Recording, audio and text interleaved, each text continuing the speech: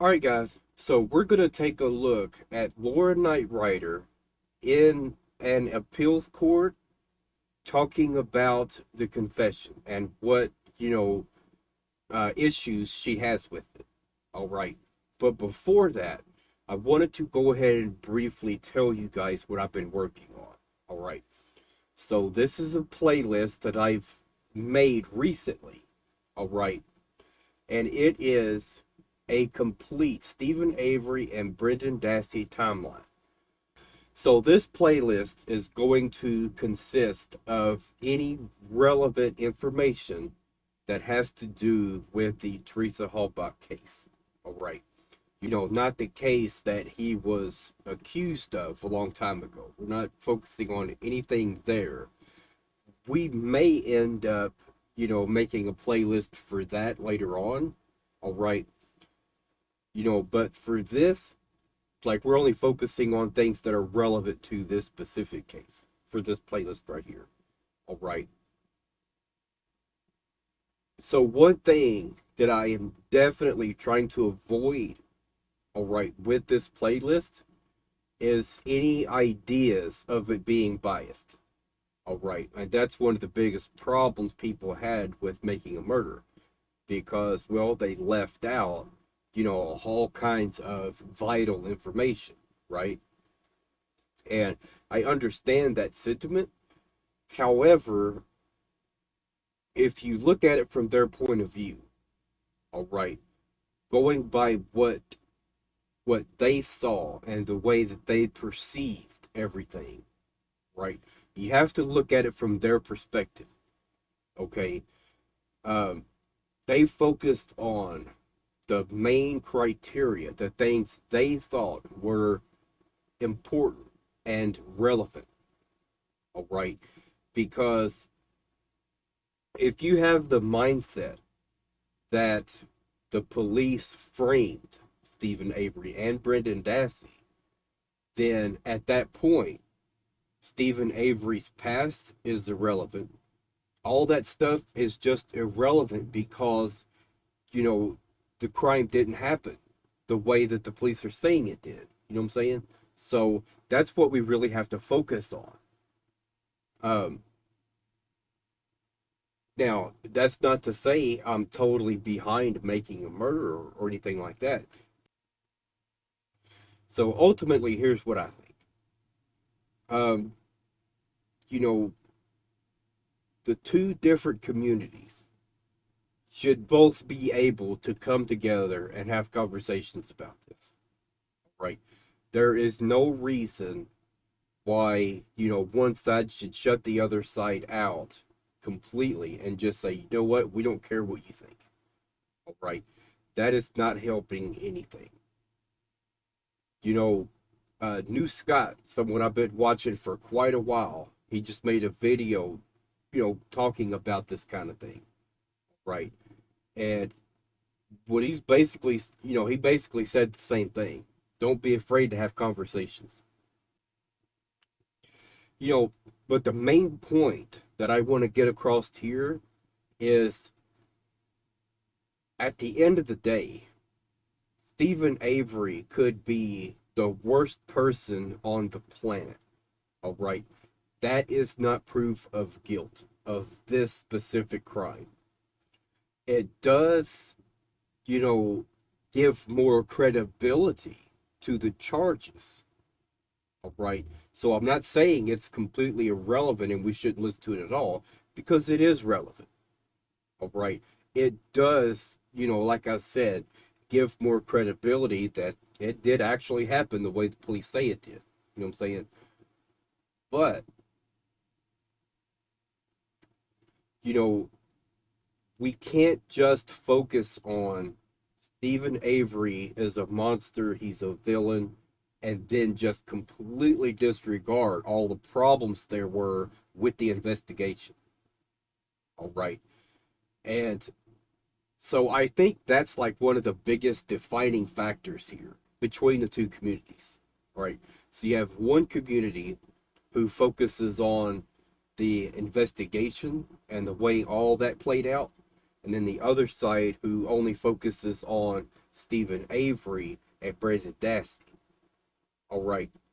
And I feel like that side, they're too willing to forgive, you know, the idea that they planted evidence. All right. And, and I'm not saying they did or didn't. I have no idea. And I think a lot of people that are more on the truth side, all right, probably would say the same thing. We don't know. We weren't there. But there are still way too many questions for us to just jump on the bandwagon and say, you know what, you're right. He absolutely did this. You know what I'm saying? We just can't do that. There's too many questions that needs to be answered first.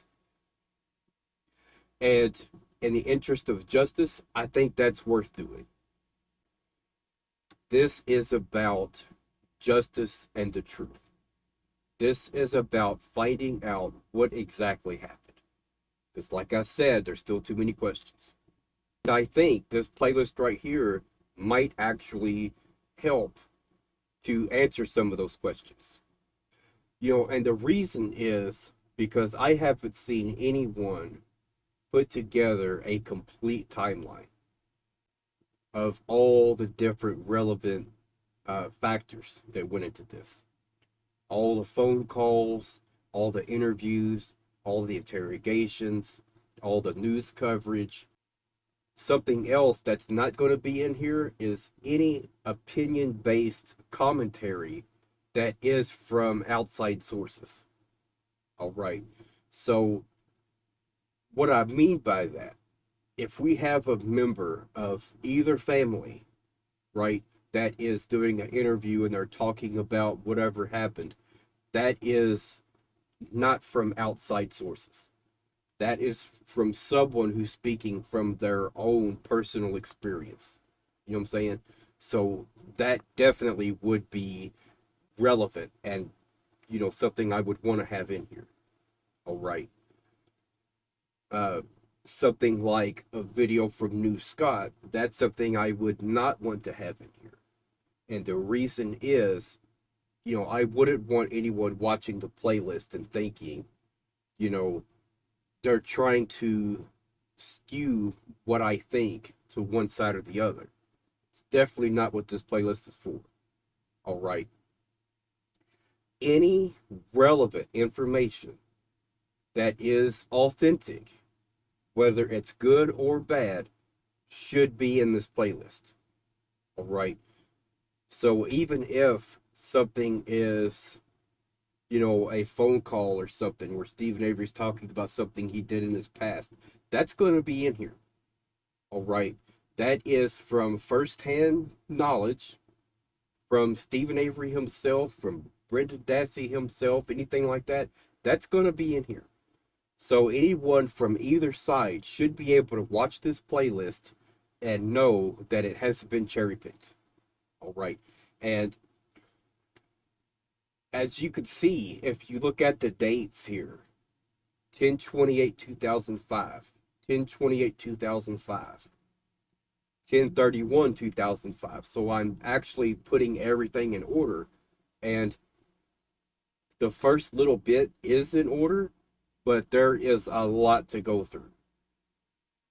There is 86 videos so far, and I am actually going and finding more videos that's going to be added to it. All right. So reading of court transcripts, those are going to be in here. Like I said, any relevant phone calls, those are going to be in here. All right. Then, you guys can let me know if you can think of other types of material I could add in here. All right. Okay. He was offered food and breaks. Both his mother and he consented to the interview. He signed a Miranda waiver. He resisted the officers multiple times. There's just no evidence that his will was overborne. If anything, there's evidence to the contrary, and all of the precedent supports the state here. It doesn't support Dassey. And things like, we don't think you have anything to worry about. We're in your corner. We already know. Just tell us it's okay. We're going to help you through this. No matter what you did, we can work through it. It's okay as long as you can, as long as you be honest. If you lie about that, that's going to be problems. If you helped him, it's okay because he was telling you to do it. Now, with that line of rhetoric right there, it's hard to imagine that those were not perceived as promises of leniency. You know what I'm saying? It's really not that hard to get to that conclusion. It's okay even if you tell us you helped him. That's basically what they were telling him. This will all be over with. Honesty is the only thing that will set you free. And I could go on and None on. of those statements are specific promises. That's what the cases require. They were direct. And they kept telling him, we don't think you have anything to worry about here. All right? That was their way of getting him to cooperate. Directly contradicted by a statement, we can't make you any promises. In context, it's very clear that none of those statements even implied leniency because they thought he was a witness and they thought he'd been threatened to participate. And fourth, we know that his will wasn't overborne because we have evidence of it. He resisted. No, absolutely not. Look, even, the audio tapes, right, where they were sitting in the squad car talking, even from that point, they were saying, we know you know a lot more than what you're telling us. All right. But they're just completely ignoring that. And as a matter of fact, there was a segment in the tape that's missing. All right. And I did a video about that and pointed it out. That the conversation was basically going nowhere. He wasn't giving them any incriminating evidence at all. And then all of a sudden you hear shuffling around, and then you hear, you wasn't being truthful with us before. Would you like to start telling us the truth now? And then he starts giving them incriminating statements. You know what I'm saying? But not anything before that. That's highly suspicious. So even from day one, they zoned in on him. All right, and they kept pushing those buttons over and over and over again. You know what I'm saying? They had him as a suspect from day one. Ain't no doubt about it. To the officers, he provided many details, and his demeanor doesn't look intimidated or threatened on the video. Okay. I'd like to save my 20 seconds. You're half a second. Yeah, right. Don't you worry. I'm going to give you time. Thank you. Thank you. Okay. Ms. Nyrider. Good morning, Your Honors. May it please the Court, Laura Nyrider for Petitioner Appellee Brendan Dassey. I'll start, if I may, with the voluntariness issue and then move to ineffective assistance of counsel. But before I do, Judge Hamilton, you'd asked a question about whether there was a record built on the media stories that had been in circulation prior to Brendan Dassey's confession. There was an extensive record built in state post-conviction proceedings that is referenced in the district court opinion in this case at RSA 69. 16-year-old mentally limited Brendan Dassey confessed in reliance on a false promise of leniency that was unreasonably overlooked by the state courts in violation of Section 2254 D2. That promise was, quote, "You're scared that you might get arrested, but, quote, I'm thinking you're all right, okay? You don't have to worry about things." They told him this was true even if he gave, quote, "statements against your own interest that make you look more involved." That right there, I think, is so important. And something that we cannot overlook, right?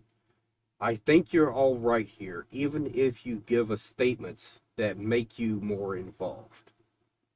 All right. So that right there is saying, even if you tell us that you participated in this crime, you're going to go home. You know what I'm saying? You don't have to worry about going. We're not going to take you to jail. We're not after you. You know what I'm saying? And that's what they kept telling him, you know, even throughout the first interrogations that they had. They kept saying, we're not after you. You don't have to worry. You can tell us everything. You know what I'm saying? And they gave him a free pass to confess to the worst. We already know what happened, they said, and still they offered him leniency. This message was repeated not once, not twice, but in a cumulative drumbeat over and over, and was referenced before each major admission in the case. Ms. Neurider? Yes. Have any cases held confessions involuntary without much more specific promises of leniency? Well, Your Honor, I think A.M. versus Butler is instructive here, quite parallel. That's the 11-year-old. Yes, he is an 11-year-old. Anything Your Honor. else? Another case? Mm-hmm. Well, I think A.M. is the most analogous case here, even though he's 11. Brendan Dassey is 16 with an IQ of 73. He's a 10th grader who can't even spell the word rack. And the promises and their effects are strikingly similar. A.M. thinks he's going to go home. He thinks he's going to go to a birthday party. And Brendan Dassey thinks he's going to go back to school. And why does he think these things? Again, this drumbeat of promises that... He did actually say that and kept saying that. You think we'll be, you know, done so I can get back to school by, you know, because there's something important, right?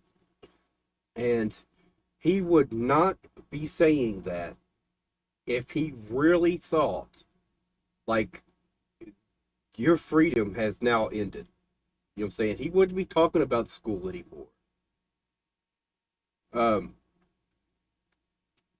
You know, another thing I want to point out here. If Steven Avery is such a criminal mastermind and knows how the system works, like everyone claims, why would he not have coached Brendan? All right. You know, don't talk to the police without an attorney. Don't tell them anything. Don't, you know what I'm saying? And so that part there is very suspicious to me. You know, the idea that Brendan wouldn't have gotten coached and at least been taught the basics of how this stuff works. If Steven Avery is a mastermind criminal, that's number one. The second thing is, why would he just willingly involve his nephew, who he would obviously know, like, he's gonna crack. There's no way he could go and be questioned by the police and not tell them everything. So why would he just willingly involve Brendan in that? You know, that's like number one rule. All right. You know, two people can keep a secret if one of them is dead. You know what I'm saying? So, like, it just does not make any sense. Precedes every major admission. At Separate Appendix 54, the police tell Brendan, I think you went over there to Steven Avery's house, and they pair it with, it's okay, Brendan, we already know. And Brendan parrots it back. I want to ask you, did Brendan's appellate counsel give any reason for not asserting an ineffective assistance claim under Strickland? We were Brendan's appellate counsel, Your Honor. And the reason that we raised this claim under Kyler versus Sullivan was because that was what we found when we did the research in the case law. We found we found cases like Osborne versus Schillinger in the 10th Circuit, U.S. versus Swanson in the 9th, Thomas from the Eastern District of Michigan, which speak about attorneys aiding the state using the language of conflict, using the language of attorneys who feel as though they're operating under duties that flow both to the prosecution and to their own client. Those cases speak in the language of conflict, which is why we raised this as a Kyler issue. To return, I really want to talk about Strickland and Sullivan a bit more. Please. Because, even though the trial court found that Kaczynski's performance was deficient under Strickland, you Now, a lot of stuff they're talking about here, like this is just way over my head. I am not an expert on, the type of conversations they're having right now. So, if we could get someone who's a lot more knowledgeable in that area, please leave some comments and give some more context. All right. chose to pursue the matter under Sullivan rather than Strickland. I mean, of course, Sullivan provides a more forgiving standard because it doesn't require a defendant to demonstrate prejudice. But you've got Mickens. So I think we need some help there. certainly, Your Honor, to speak to Mickens, first of all, we've raised a D2 and a D1 claim. With respect to our D2 claims, there is no need under the text of the statute to show clearly established federal law in order to clear the threshold of 2254D. And then on 2254A review, this court is free to apply the Sullivan standard. That's what. So I think the next step for me is going to be doing some research into D1, D2, and it looks like that's either a case law she's bringing up or it's an actual, maybe a Bill of Rights thing or something like that. I'm really not for sure. All right. A lot of this stuff I'm still learning as I go along. All right. Let me ask you this. How are the investigators' statements that everything will be okay coercive or promises of leniency rather than simply false promises of net benefits? Well, Your Honor, they didn't just say everything will be okay. They told him. They started out the whole interrogation. We know you're scared of arrest, but you've got nothing to worry about. As long as you fill in those blanks with statements against your own interests, I'm thinking you're all right. You're okay. That's enough for a 16-year-old developmentally disabled child like Brendan Dassey. That's enough to produce in him an understanding that he was going to go back to school after confessing to rape and murder, which is exactly what we see on the videotape. Unmistakable evidence that he confessed on reliance on these false promises. And what Those counsel's promises- saying is that you're asking us to weigh factors differently than the state court did. Isn't that what you're really doing? That is not what we're asking, Your Honor. We're proceeding under D2 as well as D1. So under D2, we are attacking the state court's unreasonable finding of fact that no promises were made. It's not a reweighing issue at all. In fact, that's very much why this is a different case than Hardaway and Murdoch and other reweighing cases that this court has seen.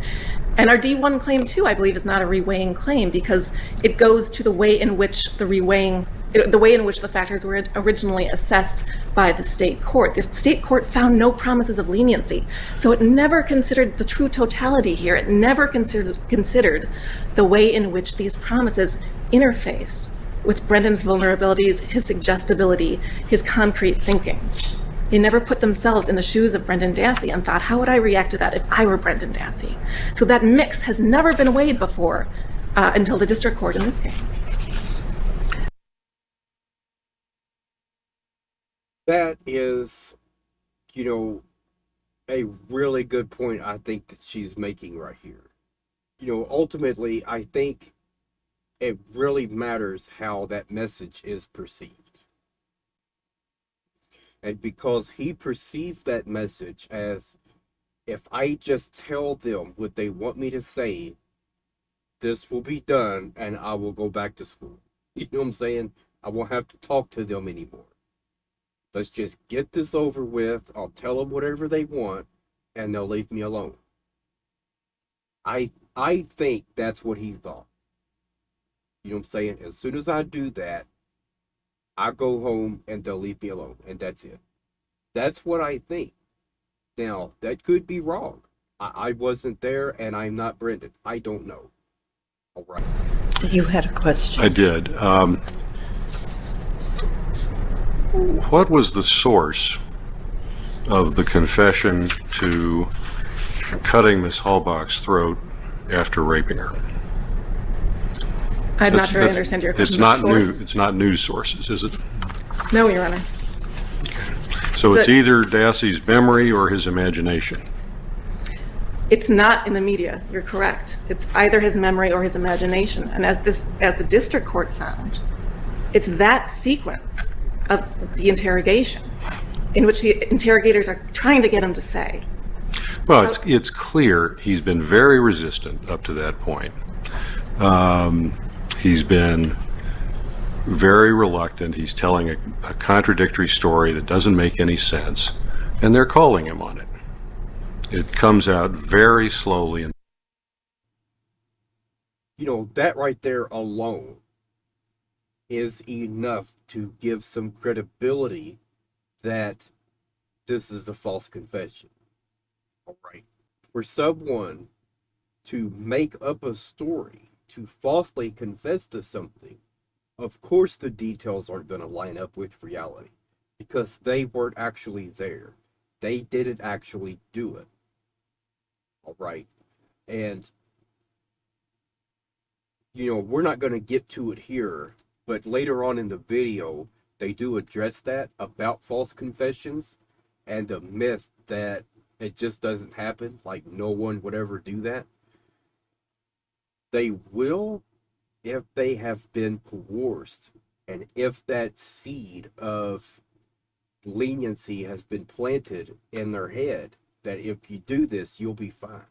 We won't press charges on you or anything like that. You're not going to get in trouble if you just tell us what we want to know. You know what I'm saying? So when that happens, and if they believe it, then yes, people could actually falsely confess to something because they think it'll make it go away. All right.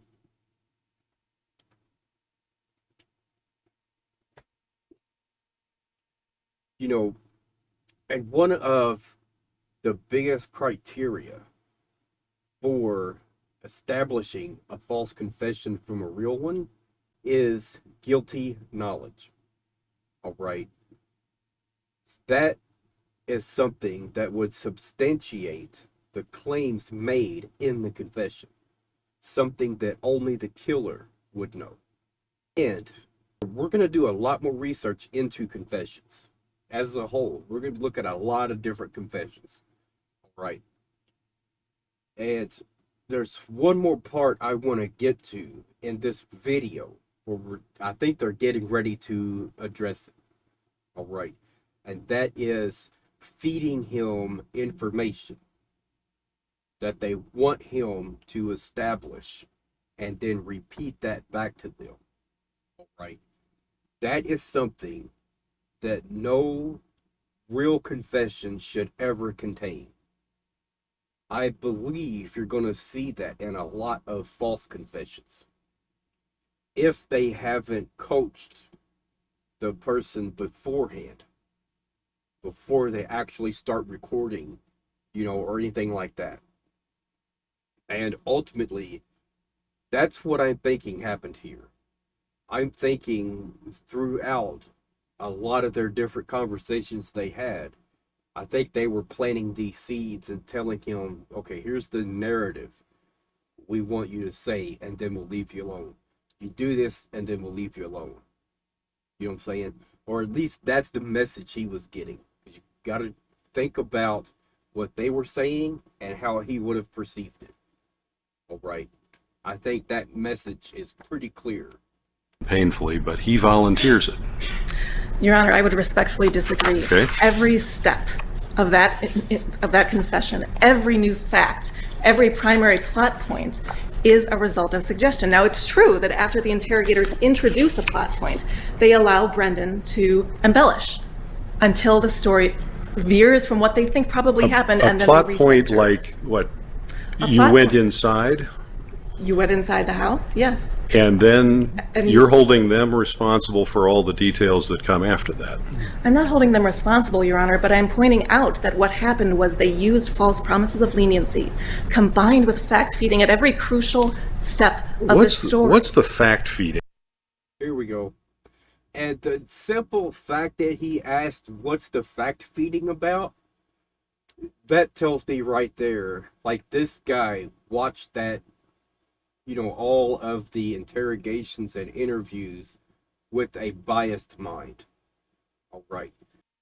And I get, if anyone is watching this and they see things differently, they're going to say that I'm biased, right, against the police or whatever else. And that may be, and I understand that.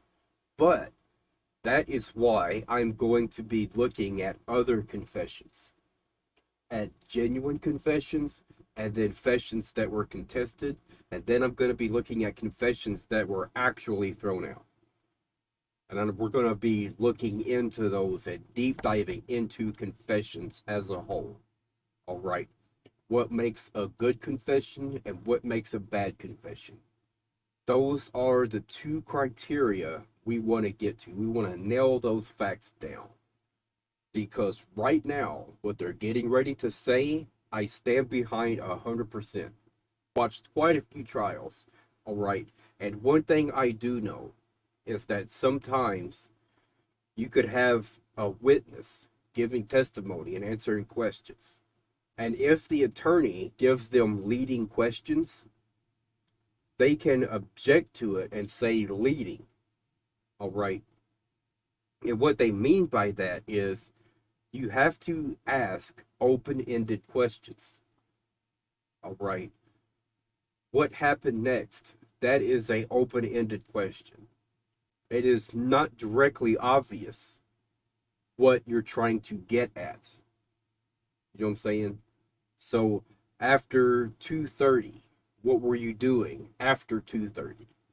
Right? Instead of, okay, so after 2:30, you went to see Steven and help him with the bonfire. And then what? Right? So what you've done now is you've established that you want him to agree that that had taken place.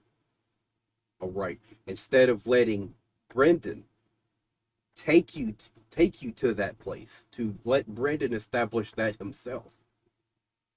If a person is actually guilty and they're confessing something of memory, it would not be that hard for them to establish criteria like that.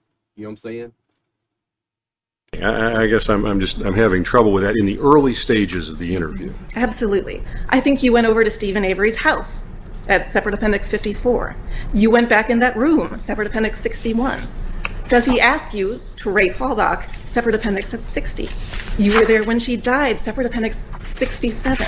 Step by step by step. Now you're on. And he knows exactly what answers they're looking for when they ask those questions. That's the whole point.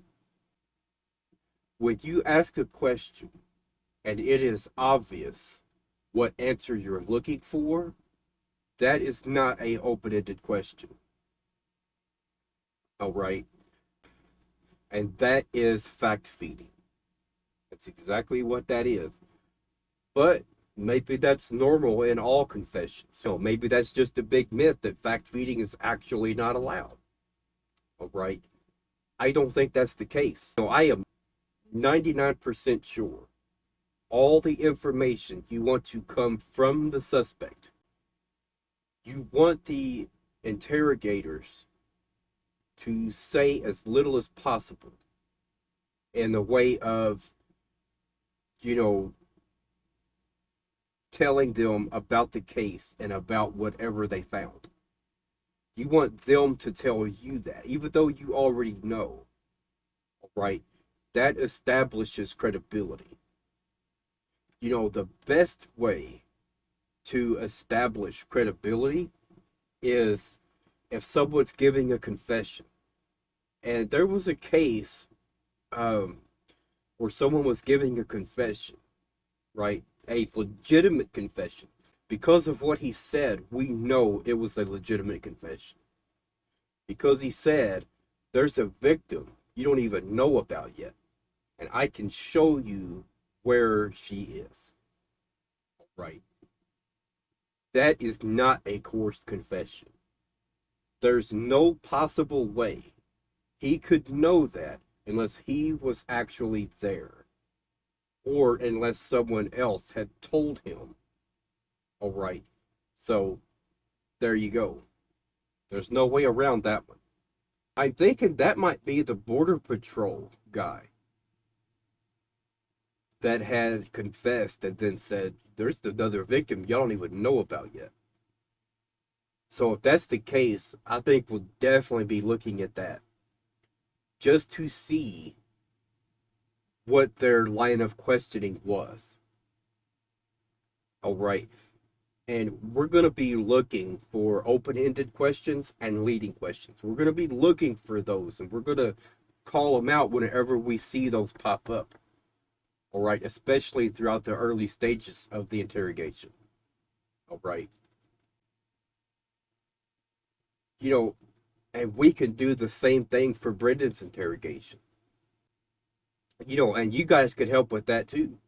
If you guys know of other interrogations where the investigators are fact-feeding some things, but then the suspect does give severely incriminating information, all right, let me know about those, and we'll take a look at those as well.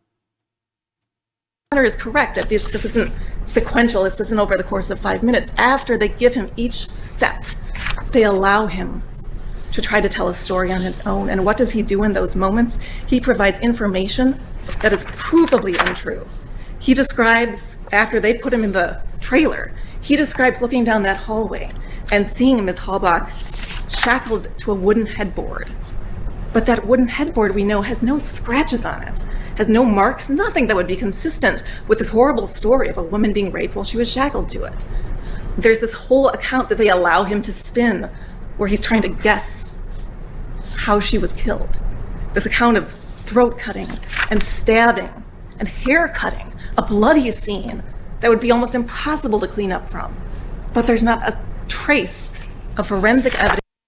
Yeah, so that right there is something that I would like to see someone actually do. All right. You know, maybe with like a pig or something like that. I think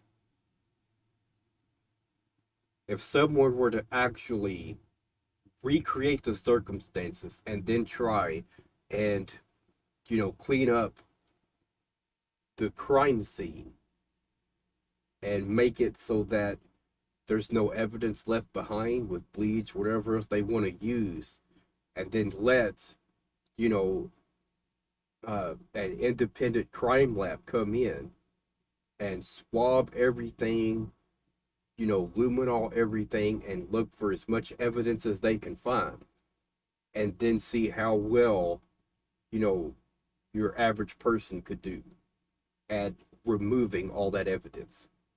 All right. Because I know almost every single time something like that happens, they don't even come close to removing all the evidence. You know, the idea that that had happened on that bed and there was not a speck of blood. You know what I'm saying? And then Ken Kratz's theory that, oh, well, there were blankets and sheets. No, absolutely not. Those blankets and sheets is going to soak right through those, go right to the bed, and then there's a good chance she's going to be thrashing around, and guess what? Now it's all over the walls. Then it's going to be spattering around and getting in the floor and the carpet. I mean, the amount of serial killers that cannot clean up a crime scene and remove every single speck of evidence, and you're going to tell me that Stephen Avery is the one that was able to do it. But yet, they drive the car out to the crusher and they leave the car there and didn't crush it. And then there's like so many other things, not coaching Brendan how to deal with police interrogations. Not telling Brendan beforehand. As soon as they start questioning you, you get an attorney. and do not tell your attorney anything incriminating. You know what I'm saying? Like, why wouldn't he coach Brendan and get him prepared so that he could, go through all the interrogations and not say anything? And why even take that chance? Why call Brendan and say, do you want to come over and help me, clean up the yard and have a bonfire? Why do that? And I guess we need to talk about the cat situation, all right? Because it is starting to get relevant with what we're talking about. There's one thing about that I cannot wrap my mind around. Stephen Avery is a guy who supposedly is so unhinged that he runs someone off the road and points a gun at him, threatens to kill him. And yet, his own family turns him in over the cat incident, and he does time for it. And when he gets out, doesn't do anything about it. Those two scenarios don't track. You know what I'm saying? Just at someone making claims about something he did. Those two scenarios are very different.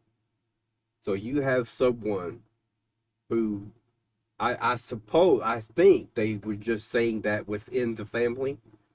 And then you have the other scenario where they actually told the police, and he did time because of that. So in one scenario, he's unhinged and he threatens to kill someone over a rumor they spread within the family. But then on the other hand, he does time because someone told on him.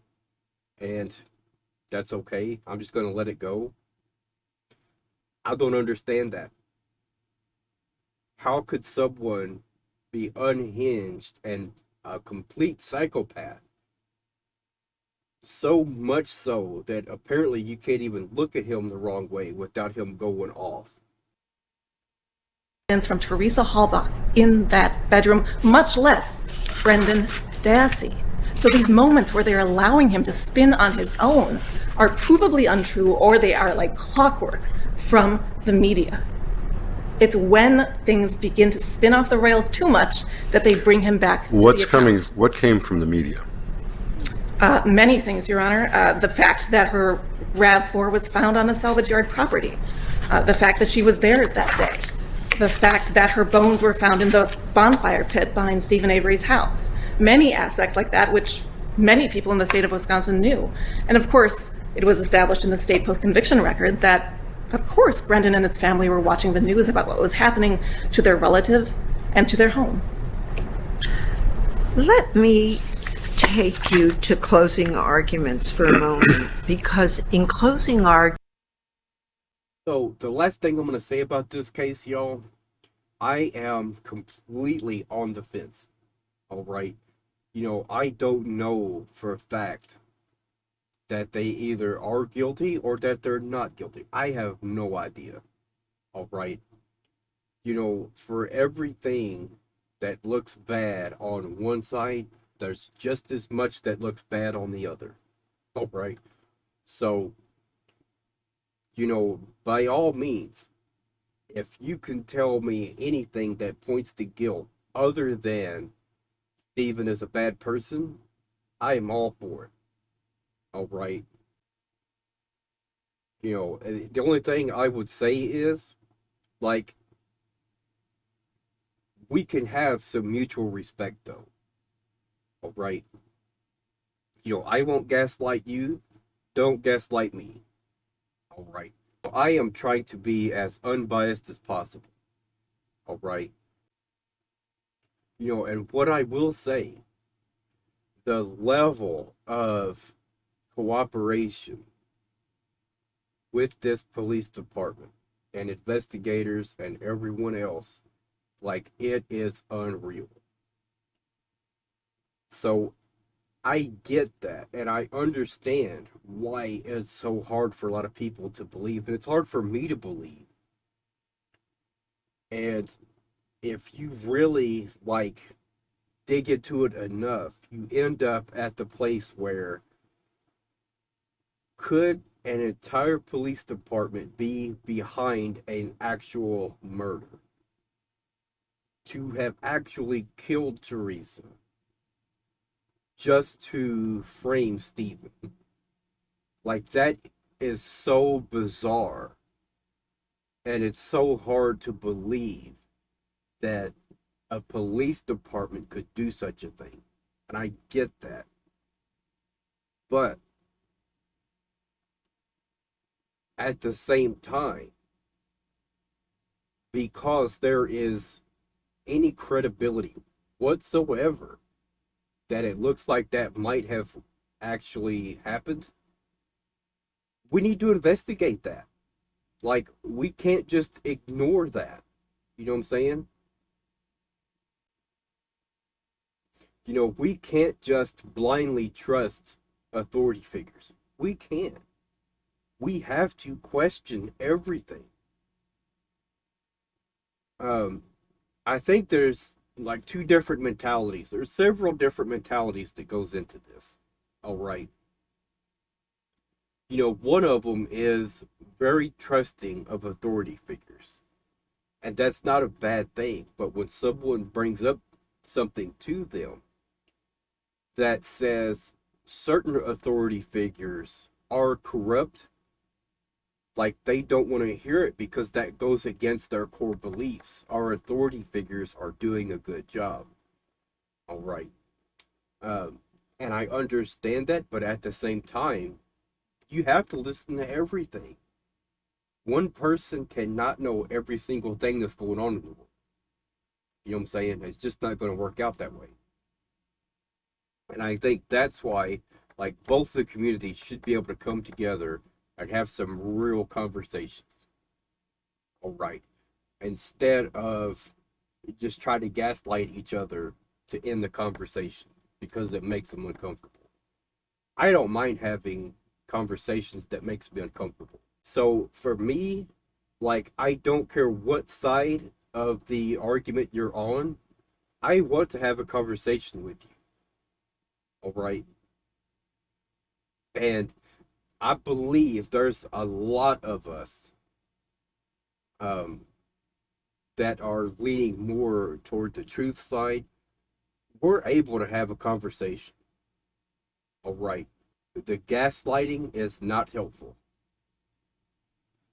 If that's what you want to do, then you are not helping, you know, to create a ultimate narrative that both sides could agree on. You're not helping to achieve that.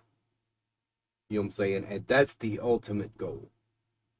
If we could get both communities to come together and say, you know what, at this point, like, we all agree and we know exactly what happened with this case. That would be the ultimate goal. And what side that community would agree on, I have no idea. You know what I'm saying? So, all right, that's it for now, y'all.